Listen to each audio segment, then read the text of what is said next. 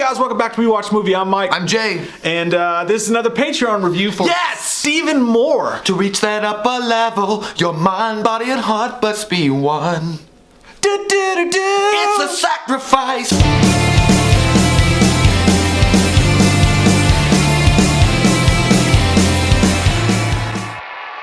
This one's for Stephen Moore, dude. You've been with us for a long fucking time. We really appreciate you. And you picked some badass movies. This week we have The Curse of Michael Myers. The Burning. The Burning. The Burning. Much like what would happen the morning after you gone home with a strange hooker at 3 o'clock in the morning from a bar and you peed. It's burning and burning and I have returned.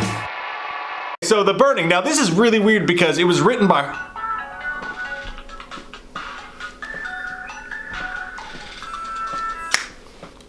I told you not to call me when we're filming, Mom.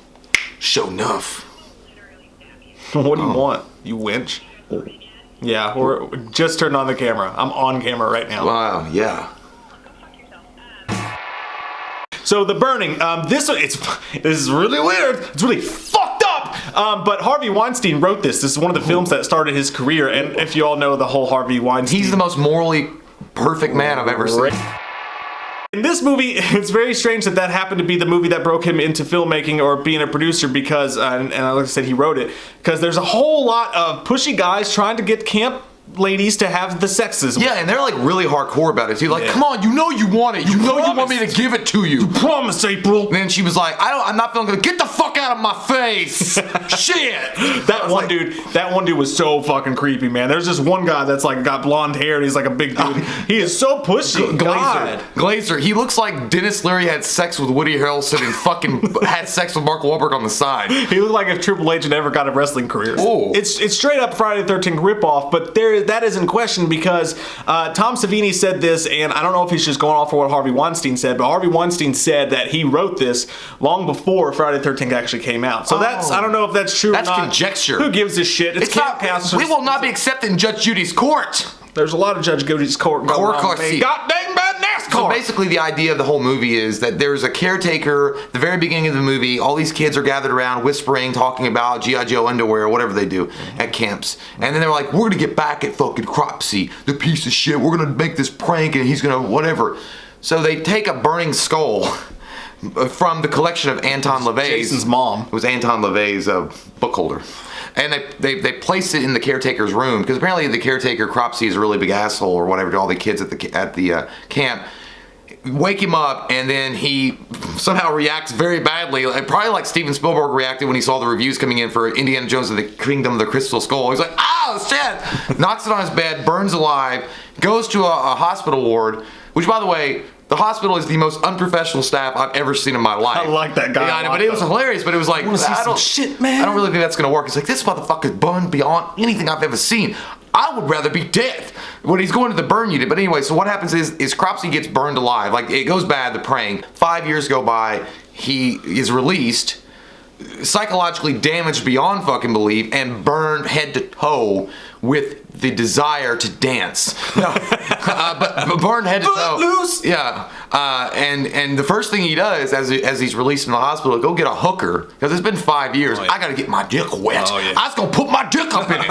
And my erection selection. And he, the hooker takes him upstairs. He stays in the shadow. She's ugly as fuck. She was, but it's a hoe. I hope that was cheap. It was Courtney Love. And so that was a Black Friday hooker. Shit, Kurt Cobain. That was all that was left. I got here late. No more doorbusters. How drunk were you? But he takes her upstairs, or he goes upstairs with her, and he proceeds to kill her after him. And after he takes his, after she sees his face. Now that kills scene, her though. The scene was pretty dope. Yeah. The effects that they use, like taking the scissors and like shoving in her gut, going, ooh, good. Do you like to watch the fucking road rules? Do you want to make cutouts? You want to watch Survivor with me? Oh God. But it was, dude, it was good. And Tom Savini did the effects on this, so you know that shit's good. Gnarly. He actually turned down Friday the 13th Part 2 to do the effects for this movie. But yeah, when he sticks that knife in, he's just turning it and burning it. He's like, wiggle. What? Shut. He kept going. I was like, take it out. But yeah, flush it out. That was a good scene. And dude, the way this movie starts is so much more filmmaky and like well made than the rest of the film. film. Yeah. Because I don't know what happened, but the way it started, man, when they're in the hospital and they're wheeling him down, and like you can hear the therapist talking and the doctors, and they're like, now try not to hate those fucking kids, and you can hear everybody's voices talking about how fucked up and burned he is. And when he's wheeling him down there, and then you see him walk in the streets when he gets released, it's really like well made. Like the filmmaking quality is like high up there. The movie starts off so fucking well, and I'm like, now we're gonna get ready to party with our dicks out. But then you got to put your dick away. It's like, no, there are rules here. Because they go to once they get to the camp, it's straight up the Friday the 13th type stuff. You got all these horny ass kids. One of the kids, it's fucking crazy. It's the little bald dude from Seinfeld. Jason Alexander. Yeah, Jason Alexander's in this too. It was Jason Alexander, and then do you know the main chick? She was from Bloodsport. Yeah, Kelly. Fucking yeah. He's Kelly like, Mr. Suck Underwear. He's like, you want to go upstairs for me with an interview? No, I seen as an asshole. What did you call me? What did you call me? Why did you call me that? The Michael met chicks with breaks. But I hated her in Bloodsport because she almost ruined the whole fucking Kumite for everyone. Yeah, but thank God of little dude in Bloodsport. He was like, forget about the girl.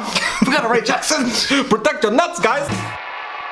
Calm down, cheerleader. If you're gonna go with a smile. But yeah, she's very bossy and in control of the camp. And Todd, well, there's also this other kid, Glazer, which we mentioned, the Dennis Leary knockoff, Woody Harrelson dude, bully. He bullies this kid named Alfred, and Alfred is all about peeping Tom shit and playing pranks. Weird. But that guy, he looked really familiar, and I had to look him up on IMDb. He was in Police Academy. I thought it was Adam Sandler. Oh yeah, well, he looks like Adam Sandler's uncle. But I mean, he was in Police Academy as one of the recruits, I think. Oh. And or no, he was maybe in, and then he was in Police Academy 3 or 4, Citizens on Patrol. What?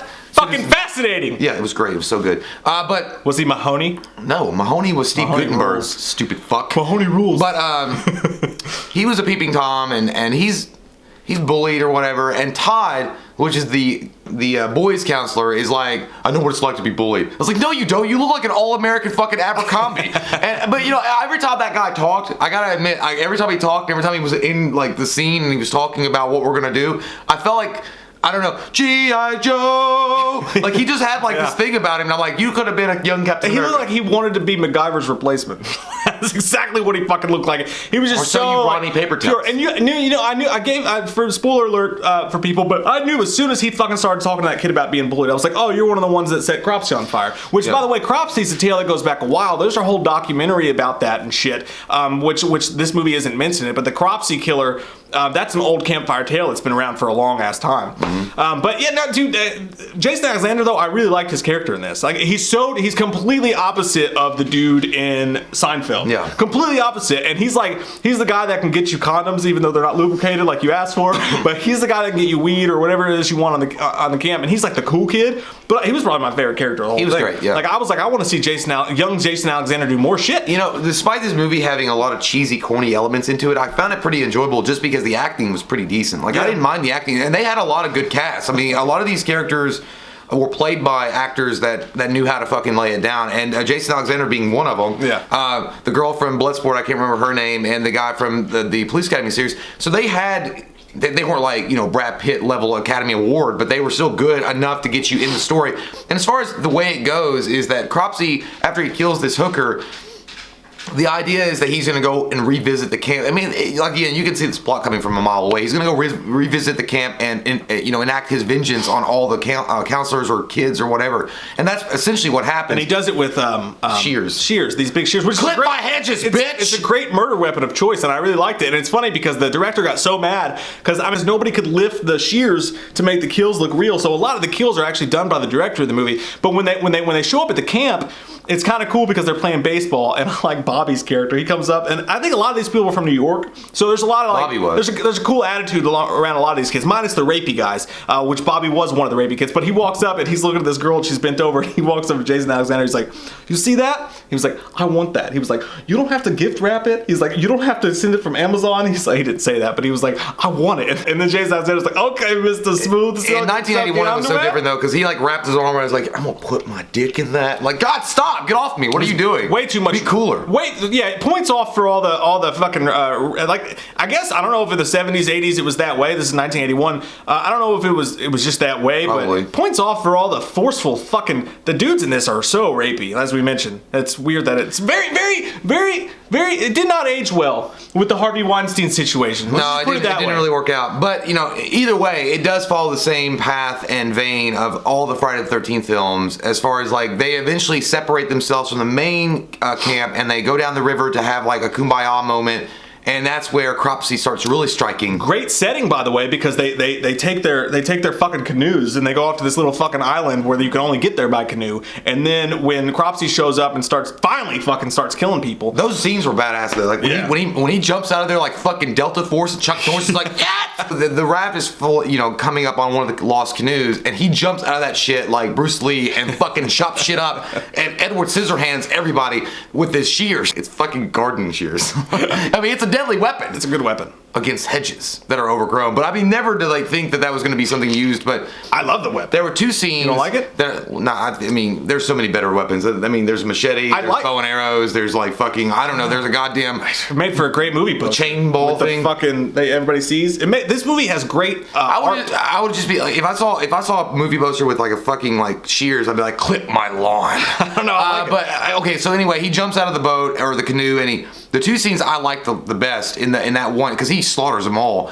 is he chops off that one kid's fucking fingers and he's like, ah! Like it looked like, I mean, it didn't look amazing. That guy's in a bunch of movies, by the way. Yeah, it looked cool though. Oh yeah, I know. Woodstock. I can't think of his name. I'm not a human fucking IMDb. Yeah, but Woodstock and there's a girl in it that played the senator in Batman vs Superman, the one that talks like this. She's just like an extra in the movie. But it's, like three people's first movies. There was that kid, Jason Alexander, and Holly Hunter's her name. Yeah. Somewhere in the distance, I cared.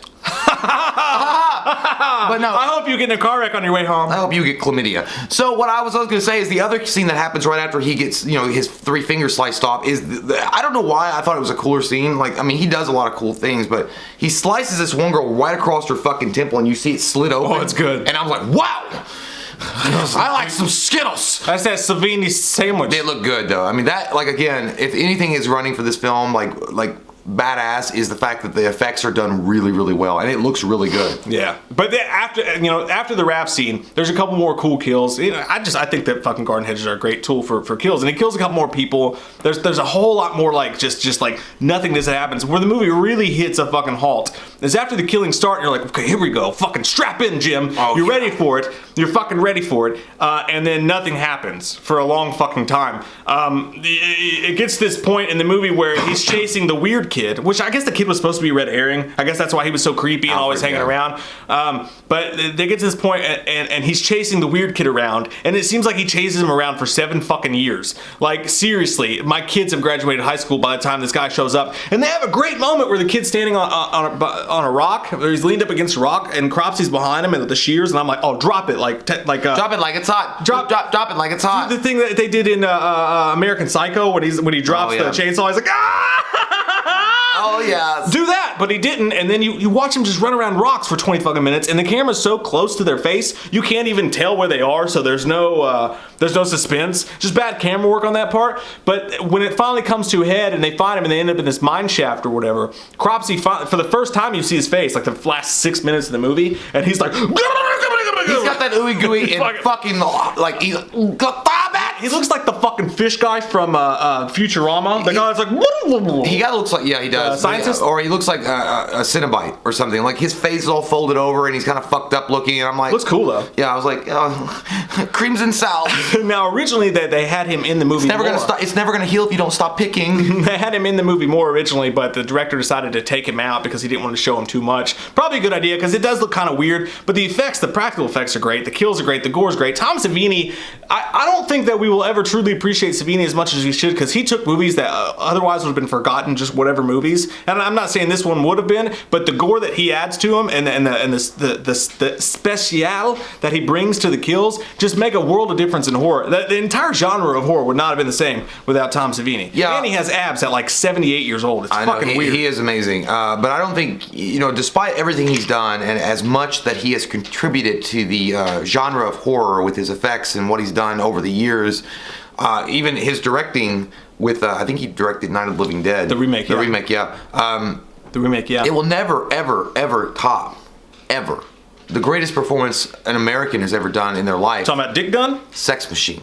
Yeah. From Dusk Till Dawn. Yeah, he had a dick. Come on, Sex Machine! His gun was a dick. I loved it. No, I but hope anyway. that the heat guy. I got guys coming to fix the heater, and I'm pretty sure I just heard something at the door. And I hope that all he heard was, "Come on, Sex Machine!" I'd be like, if you want my body On my front porch right now, some guy's like, "All right, here we go." Here we go. time to go. Hey, I heard your heat is broken. There's heat down There's no here. sex jokes. But yeah, so overall, I'm gonna give the movie a 5.0. It was all right. Like I don't think it's like it's all right. I mean, it's not like the greatest thing I've ever seen in my life. I want to not watch it again for a little bit. I want to shut down the engines, cool off, and go watch Friday the 13th or Nightmare on Elm Street. But for a Great Value brand, it feels like if you're getting, your mom didn't buy you Pop-Tarts, she bought you the Great Value brand called Tart Pops. Yeah. And you're like, hey, it's kind of like my mom. She bought the I don't know why the fuck. Dude, I swear to God, these are real. You know, there's Oreos, right? Yeah. My mom bought. She bought these Oreo knockoffs called Cream Betweens. That's right. Cream Between. Do you want to buy Cream Betweens? But it really was called Cream Betweens. And my brother was like, dude, Mom bought Cream Betweens.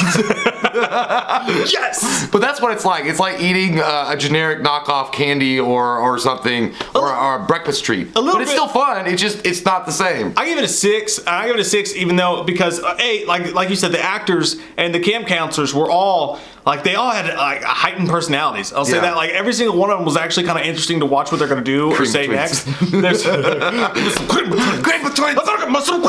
I swear to God, guys, that's real. That's a real name. But you know, I really liked watching the actors do what they did for the most part, and it had some pretty funny moments in it. It's weird, man, because there's certain parts of this that are filmed really, really well, and I feel like this could have been an all-time classic. I mean, it's a classic slasher film, Yeah. but it could have been up there with some other films had the movie kept with the theme, with the filmmaking qualities that it had going in the beginning, because it really had something going for it. And then once they got to the camp, it just all got lost. But it wouldn't be one of those movies that they should never make sequels to. I mean, really, I mean, because you could, but I mean, at the very end of the movie, there is a possibility. They leave it open. Yeah. But it's like, come on, man, like he was just a dude. Don't look, you're dead. Shit! I knew I shouldn't have fucking pulled that card from Uno. It's like the new Nikes. Don't look, you're dead. Dunk. That's why I go with Reebok. You got posterized. But to me, this is one of those movies that is absolutely screaming demons for a fucking remake. A very sexual time. Thank you, sir, for recommending it. I never had a greater time ever when thinking about you watching this. Put her in the old vibe. What? No, I didn't say that out loud. I'm just saying 5.0 for me, 6.0 for Mike. Go check it out if you've never seen it. And you know what? A little secret. Get it on YouTube for free. Yes. Go check that out. I watched it in Blu-ray 6.5 quality. I am the master now. You're always sorry, Charles. And there's always a speech, but no one cares. I fucked up because I got so excited to see it on YouTube that I watched the shitty version. And then as soon as I got done and like it goes back to the play screen, I saw Blu-ray 1080. I was like, motherfucker! I got snobby. I saw both. And I was like, that's fake. And I started watching the fake one. I started watching the old version. And then I went back. I was like, I'm going to give it the chance. One time. And I clicked it. I was like, oh my God, it's real. Guys, Jonathan Moore, thank you so much, guys. If you want to get on the Patreon, the link is down below. We love your fucking faces. If you're new to the channel, click that subscribe button and get some goddamn wham opinion. Oh, shit. I'll tell you what about all these movies right now. I'm never going to camp. Never. Ever. Okay, I will. We watched a movie. Yeah. We watched a movie. We watched it. We watched a movie. Yeah. You know what? We did a review. We watched a movie. We watched a movie.